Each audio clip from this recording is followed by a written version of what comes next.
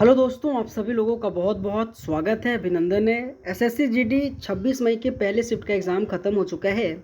और दोस्तों, आज के पेपर में जितने भी क्वेश्चन पूछा गया था, रियल क्वेश्चन में आप सबके बीच में डिस्कशन करने वाले हैं। तो पहला क्वेश्चन पूछा गया था कि यदि भारत के राष्ट्रपति और उपराष्ट्रपति दोनों पद खाली हो तो राष्ट्रपति के रूप में कौन कार्य करता है। दोस्तों, ये क्वेश्चन बहुत ही ईजी है। यहाँ पे याद रखिएगा, भारत के मुख्य न्यायाधीश आ जाएगा। जैसे कि दोस्तों, आप सब लोगों को पता होगा कि सर 1969 में जब आपके जाकिर हुसैन राष्ट्रपति के रूप में इनका जब मृत्यु हो गया था, तो इसी समय यानी कि जो आपके विभेद गिरी है ना, उपराष्ट्रपति कार्यवाहक के रूप में काम किया। लेकिन इन्होंने भी जब शपथ दे दिया था ना, तो फिर जाके आपके जो एम हिदायतुल्ला आपके जो सुप्रीम कोर्ट के मुख्य न्यायाधीश के रूप में इन्होंने ही अपना कार्यभार को संभाला था। तो ये आपको ध्यान रखनी, आपके पेपर में हमेशा ये क्वेश्चन पूछा जाता है। अगला क्वेश्चन पूछा गया था कि सुप्रीम कोर्ट के न्यायाधीश को पद से कैसे हटाया जा सकता है।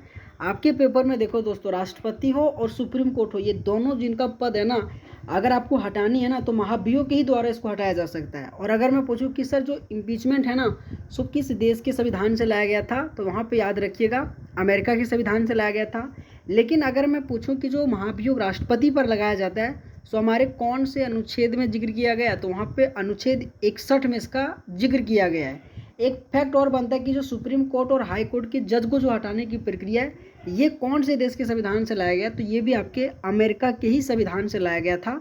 तो ये भी आपको छोटे छोटे पॉइंट याद रखनी है।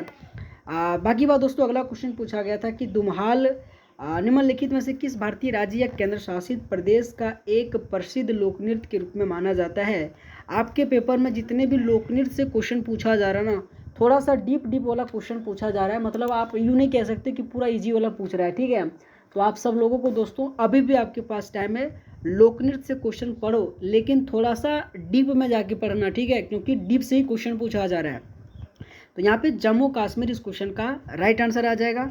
बाकी बात दोस्तों, अगर आप सबको ये क्लास अच्छा लग रहा हो तो आप सभी लोगों से रिक्वेस्ट है यार, अगर मैं आप सबके लिए इतना कर सकता हूँ तो हमारा चैनल ये छोटा है, तो आप सब लोगों से ही सहयोग से हमारा भी चैनल थोड़ा सपोर्ट होगा। तो ज़रूर दोस्त एक लाइक और सब्सक्राइब जरूर करना, ठीक है।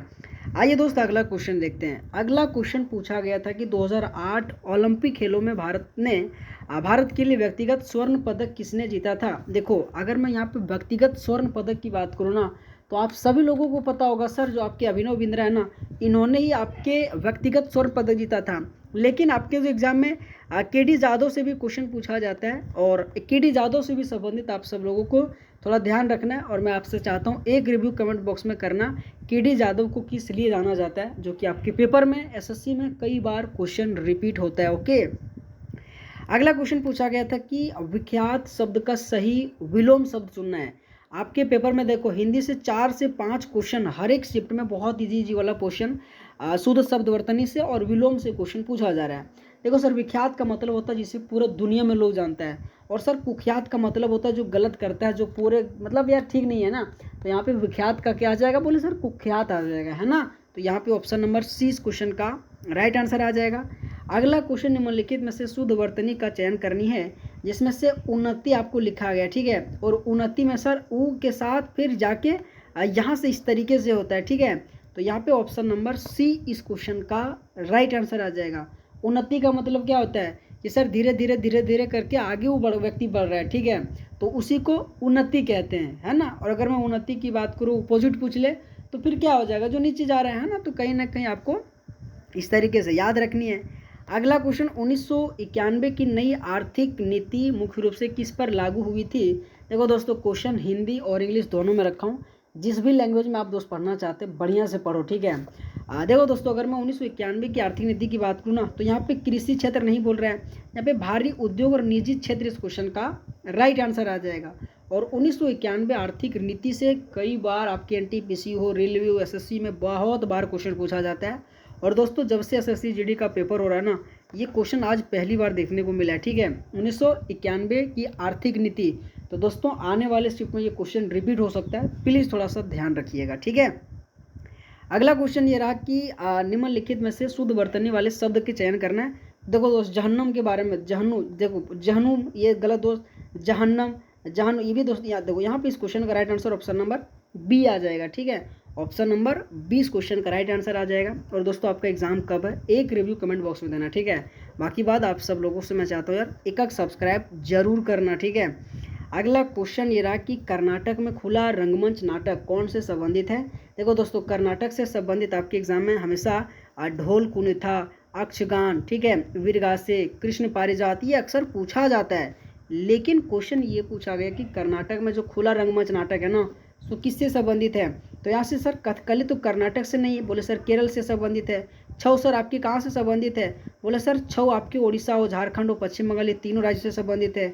चांगलो नहीं सर, यहाँ पे बायलता इस क्वेश्चन का राइट आंसर आ जाएगा, ठीक है।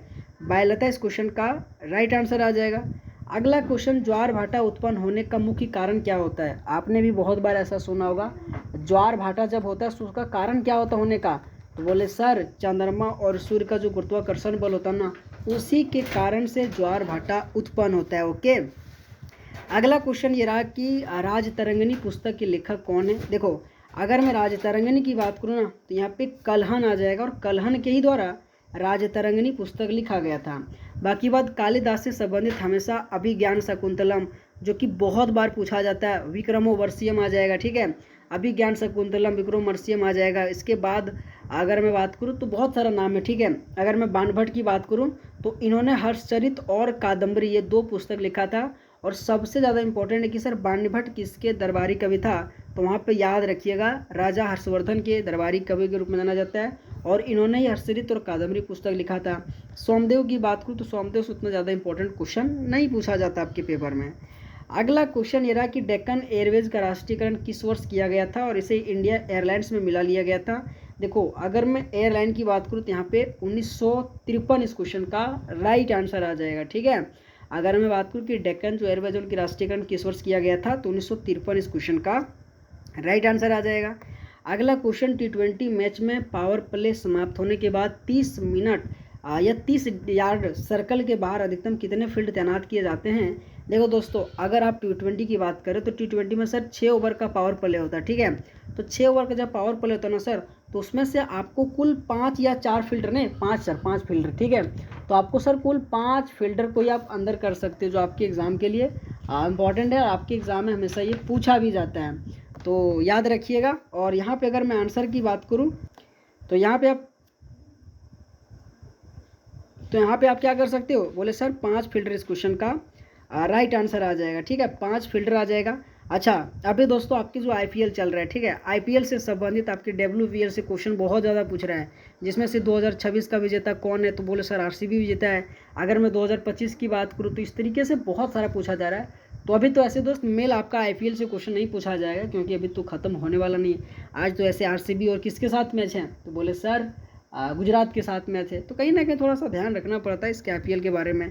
बाकी बात, अगला क्वेश्चन ये रहा था कि भारतीय संविधान में मौलिक अधिकार को शामिल करने की सिफारिश किस समिति के द्वारा दिया गया था। मौलिक अधिकार सर अमेरिका के संविधान से लाया गया था। मौलिक अधिकार सर वर्तमान में कुल 6 मौलिक अधिकार है, जिसमें से सरदार पटेल, बोले सर नहीं, सप्रू समिति इस क्वेश्चन का राइट आंसर आ जाएगा, ठीक है। मौलिक अधिकार को शामिल करने की सिफारिश सप्रू समिति के द्वारा से दिया गया था। अगर मैं बलवंत राय मेहता की बात करूँ तो पंचायती राज से संबंधित है, जो आप सभी लोगों को पता होगा। अगला क्वेश्चन ये रहा कि मिल्खा सिंह ने एशियाई खेल में अपना पहला स्वर्ण पदक कब जीता था, तो यहाँ पे 1958 इस क्वेश्चन का राइट आंसर आ जाएगा। अगला क्वेश्चन ये रहा कि गुरुद्वारा दरबार साहिबा, जो कि करतारपुर पाकिस्तान की इस नदी के किनारे स्थित है, तो यहाँ पे रावी इस क्वेश्चन का राइट आंसर आ जाएगा, ठीक है। तो दोस्तों आज के पेपर में इतना सारा क्वेश्चन देखने को मिला था, और अगर आप सबको ये क्लास अच्छा लगा होगा तो आप सभी लोगों से रिक्वेस्ट है, वीडियो को लाइक करके चैनल को जरूर सब्सक्राइब करना। ओके, ऑल द बेस्ट, आप सबका बहुत बहुत धन्यवाद, थैंक यू सो मच।